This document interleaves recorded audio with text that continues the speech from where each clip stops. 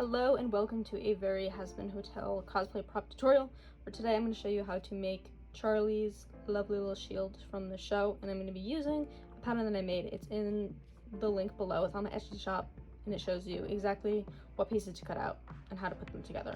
This is just an accompanying video to make it even simpler. So I'm starting just by marking out exactly where each of the pieces are going to go. Again, this is great to do before you glue them, so you don't run into any spacing issues. So first I take all my pieces after cutting them out, and I just Dremel those sides down to create like a little bevel. I personally think this just looks really nice. It's a great way to elevate your props, but again, definitely an optional step. Next, I'm going to heat seal everything. I just take the heat gun and run it over it. You can literally see the surface darken a little bit as the cells close. I don't know, it's some kind of science thing going on, but it makes the prop finish a lot smoother. Alright, and I'm starting by attaching the pieces. I start with these two middle pieces as it kind of sets the base structure for where all the like wings come out around it. So you can see I'm laying down this one, and this is definitely a great beginner friendly build if you're trying to get into props. You can see I don't even lay this piece down correctly. I have like a little bit of a gap there, but that you can go through and fill with spackle or foam cut. Super simple. And what I'm using to attach everything is contact cement. This is the glue that is most recommended for foam projects. You put a thin layer on either side of the foam that you're connecting, you wait for it to dry, and then you attach it. It holds super well. It doesn't reactivate with heat, so you can heat it up and bend it after gluing it, and you don't get any of those messy hot glue strings. Only thing is, you need to do it outside. Alright, and I'm adding the two top wings now. Again, you can see a nice strong hold with the contact cement. And then I'll be attaching the little leaf on top. There's a small connection point. I'm really just going like from the side of the base to the side of the leaf.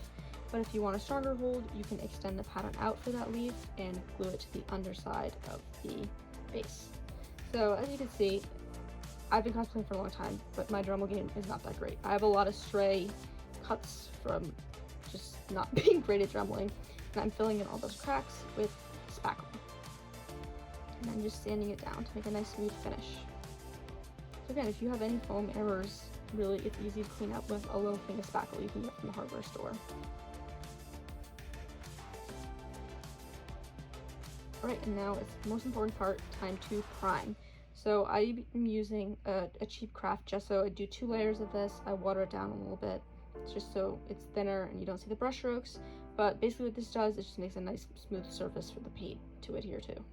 So I'm going through and painting the whole thing with this gesso, a great alternative to Plasti Dip too.